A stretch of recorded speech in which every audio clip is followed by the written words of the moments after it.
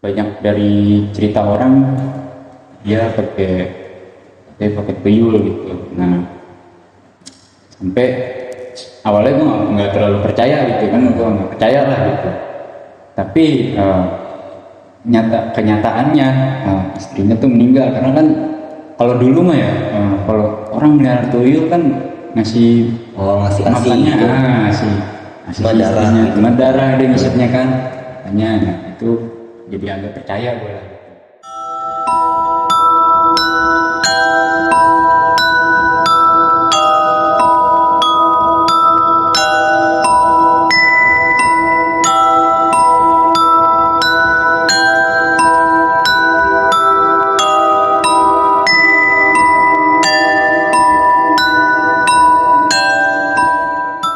Assalamualaikum warahmatullahi wabarakatuh. Kembali lagi di channel Suara Batin, Suara Mitos dan Misteri. Bersama gua Kikai Dan gue Fatah. Oke guys, sebelum mulai, kami dari tim Suara Batin mengucapkan Selamat Hari Raya Idul Fitri 1444 Hijriah. Minal aidin wal faizin, mohon maaf lahir dan batin.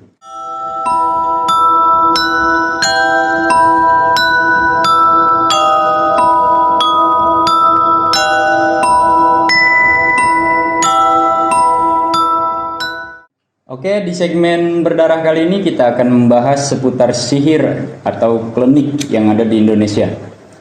Klinik sendiri adalah sebuah aktivitas mistis yang meminta bantuan terhadap dukun atau roh leluhur dan identik dengan hal-hal mistis yang cenderung berkonotasi negatif dan juga dikaitkan dengan banyak hal yang tak dapat dicerna dengan akal sehat, namun dipercaya oleh banyak orang.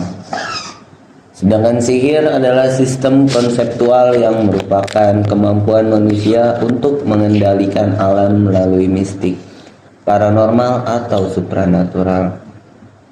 Sihir berasal dari bahasa Arab yaitu sahara yang artinya waktu antara gelap dan terang. Namun menurut bahasa etimologi, sihir berarti sesuatu yang halus dan tersembunyi. Ada berbagai macam jenis ilmu sihir, termasuk cara kerja, metode, media yang digunakan, semuanya berbeda-beda sesuai dengan maksud dan sasaran sihir tersebut.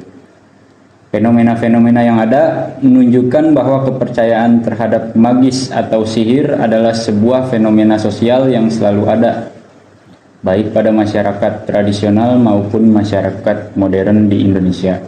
Dikutip dari Wikipedia dan sudah dirangkum oleh tim Suara Batin. Ini dia beberapa ritual ilmu klinik atau sihir yang kerap digunakan di Indonesia. Yang pertama adalah ritual ilmu hitam atau yang bisa disebut dengan black magic. Secara umum, black magic biasanya merujuk pada penggunaan kekuatan gaib atau sihir untuk tujuan jahat dan egois.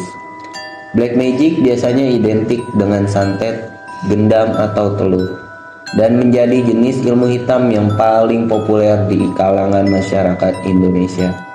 Ilmu santet merupakan salah satu ritual yang paling berbahaya karena digunakan untuk mencelakai orang. Dengan ilmu santet, si pengguna dapat memberikan petaka kepada korbannya dengan bermodalkan bagian tubuh atau barang pribadi si korban.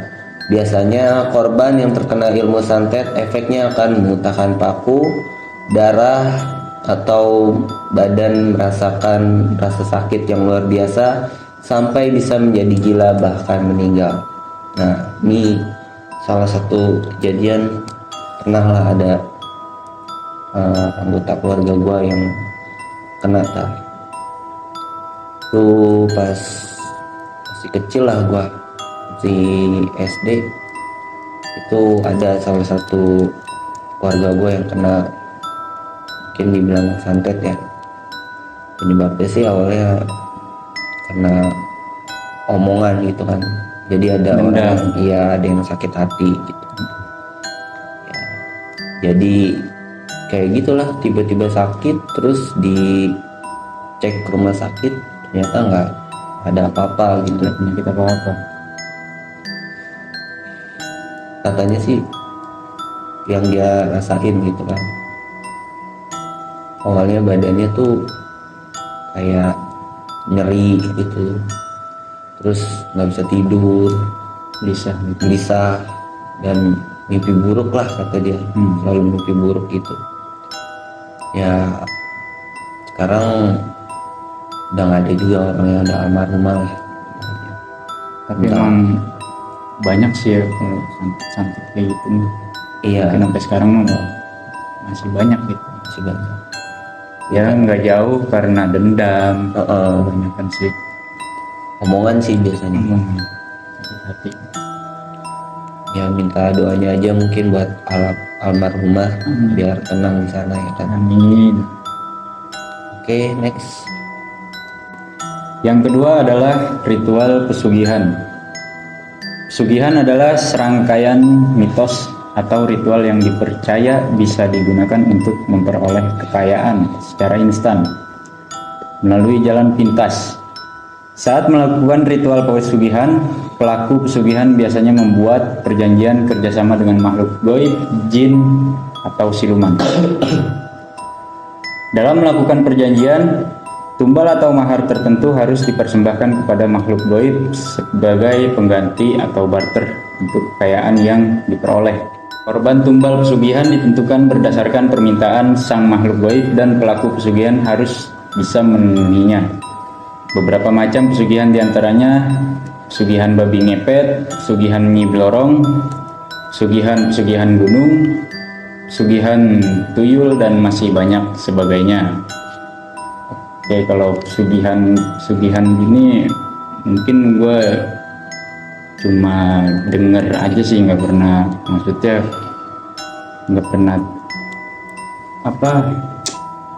masih samar-samar gitu, cuman denger cerita dari temen gini, cuman gue agak kurang percaya gitu karena gue belum ngeliat sendiri gitu. Oke, next. Yang ketiga ada pengasihan.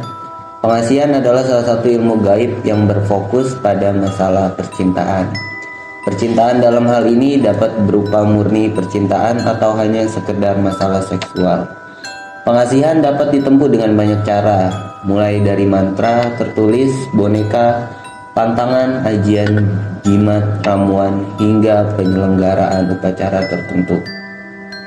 Ilmu ini efeknya sangat berbahaya bagi si korban. Pasalnya, korban tidak hanya akan jatuh cinta kepada si pengguna, melainkan juga dapat membuat korban gila hingga rela meninggalkan apa saja demi bisa bersama. Beberapa ilmu pengasihan yang populer di Indonesia yaitu pemasangan susuk, jaran goyang, semar mesem, dan ilmu pengasihan pelet.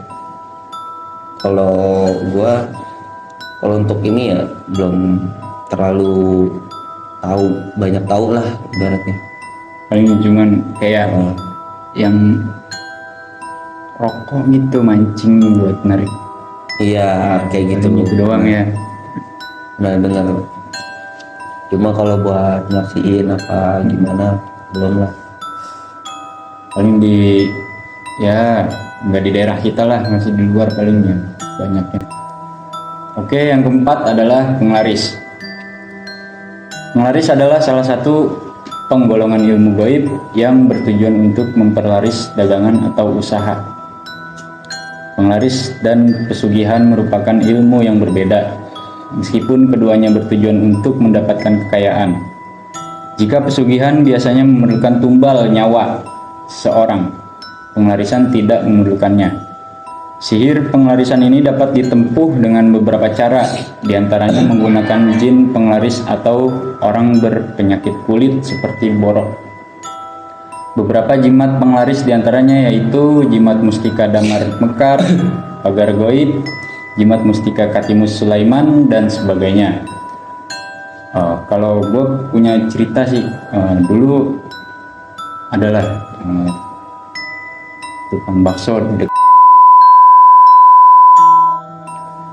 jadi katanya itu banyak dari cerita orang dia pakai tuyul gitu. Nah, sampai awalnya gue nggak terlalu percaya gitu kan, gue nggak percaya lah gitu. Tapi kenyataannya istrinya tuh meninggal karena kan kalau dulu mah ya kalau orang melihara tuyul kan ngasih ngasih ASI makannya gitu. si Cuma darah istrinya, gitu. cuma darah dia ngisepnya kan katanya. Nah itu jadi agak percaya gue lah gitu dulu sih itu mah ceritanya. Itu udah lama ya. Udah lama banyak sih yang ceritanya sama kayak gitu. Awalnya emang nggak percaya gue, tapi sedikit percaya lah, bukan percaya banget ini. Karena banyak yang cerita. Oke, next. Yang kelima ada pagar badan atau ilmu kanuragan, yaitu ilmu yang berfungsi untuk bela diri secara supranatural. Ilmu ini digunakan untuk keselamatan atau pagar badan yang biasa disebut ilmu bertahan atau ilmu kebal. Contohnya seperti ajian sakti pancasona, Braja Musti, ilmu Batara Karang, Rawa Rontek, besi kersani dan sebagainya. Nah, kalau buat ini mungkin buat berantem kali ya, buat apa yang suka tawuran-tawuran mungkin Kita kali ya dulu. Nostalgia lah, nggak apa-apa. Oke, lanjut. Yang keenam adalah media jimat.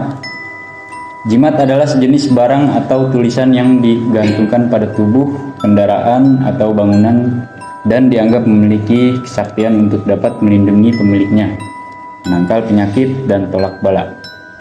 Dan beberapa benda yang sering dijadikan jimat antara lain jimat taring babi hutan, bulu macan, getah katilayu, pancar merah, ring petuk, ataupun tali pocong. Nah, kalau jimat-jimat kayak gini gue udah tahu dari SMP, zaman SMP. Banyak lah, maksudnya pagar badan juga kan nih, berarti jimat-jimat kayak gini juga kekebalan juga lah masuknya ya kan. Apa banyak sih dari temen-temen gue dulu di SMP yang kayak kulit macan, tali pocong apalah segala macem, gue sering lihat sih. Cuman nggak terlalu percaya gue sama balanya. Kalau gua kayak tali pocong gitu pernah gua ngikut kayak nonton balap gitu kan. Nah Iya, itu benar. katanya di motornya ditaruhin gituan biar kenceng atau apalah motornya. Cuma gua Lebih ke ini nggak sih apa tali kain kapan gitu ya kan. iya tali pocong kayak gitu. Kayak ditaruh di jok motornya gitu. Soalnya pernah waktu gue ikut di salah satu daerah gitu ya, gue nonton, Biar ya. iya balap liar kayak gitu kan, gue nonton tuh kayak ditaruhin itu gitu. Kelihatan. Iya pas dicek nggak taunya benar ada yang naruh tali pocong kayak gitu. Itu sih gue pernah ngeliat langsung kalau itu, cuma belum tahu dulu khasiatnya buat apa apa. Manfaatnya buat apa gitu. Iya.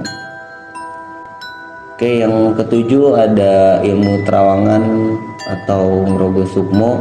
Ilmu terawangan adalah salah satu ilmu gaib di Indonesia yang dipercaya dapat membuat pemiliknya memiliki mata batin yang tajam. Kemampuan penglihatan yang bisa dimiliki meliputi kemampuan melihat jarak jauh, melihat tembus pandang, melihat yang tak kasat mata, melihat masa depan, dan mengerti isyarat-isyarat halus. Ilmu terawangan yang dilakukan dengan mata tertutup berasal dari mata batin atau mata hati. Sementara ilmu terawangan yang dilakukan dengan mata terbuka memanfaatkan mata fisik seseorang. Hal-hal gaib akan tampak selayaknya hal biasa yang memiliki wujud sehingga bisa berinteraksi secara langsung dengan orang yang melakukan terawangan mata terbuka. Sementara itu, ilmu Mrogo Sukmo atau Raga Sukma adalah kelanjutan dari ilmu terawangan. Mrogo Sukmo adalah jenis proyeksi astral yang dipercaya dapat mengeluarkan jiwa dari badannya tanpa menyebabkan kematian. Mrogo Sukmo atau Raga Sukma dilakukan dengan tujuan perjalanan spiritual dan lain-lain. Nah, kalau ini gue ya cerita gue yang itu mungkin gue pernah ngeliat kayak gitu ya, mungkin masuknya ke situ kali ya, kayak ngeliat hal-hal yang mistis gitulah, Gaib lah. iya. Oke, itu dia guys beberapa ritual dari ilmu klinik yang ada di Indonesia. Gimana menurut kalian guys? Kalau dari gua sih masih percayalah, karena ada beberapa hal yang pernah gua alamin sendiri gitu. Sama sih, karena kan gue yang dulu itu kan pernah ngerasain lah, pernah ngalamin juga gitu. Jadi ya percaya soal hal kayak gitu ya ada, cuma kan kita nggak boleh terlalu gimana ya, takut dibilang Takut dibilang musyrik gitu lah kan. ya, iya. Cuman percaya dikit lah gitu. Karena udah ngalamin gitu. Ya soalnya kan hidup kita juga masih dibilang berdampingan lah ya sama hal gaib gitu kan. Gaib ya, benar. Oke, buat segmen berdarah selanjutnya enaknya bahas apa nih guys? Kalian bisa komen di bawah. Dan terima kasih buat kalian yang udah nonton. Jangan lupa di like, komen, dan juga di share ke teman-teman kalian. Yang belum subscribe, ayo di subscribe sekarang. Dan kita mohon maaf apabila ada salah kata yang sengaja maupun tidak disengaja. Assalamualaikum warahmatullahi wabarakatuh.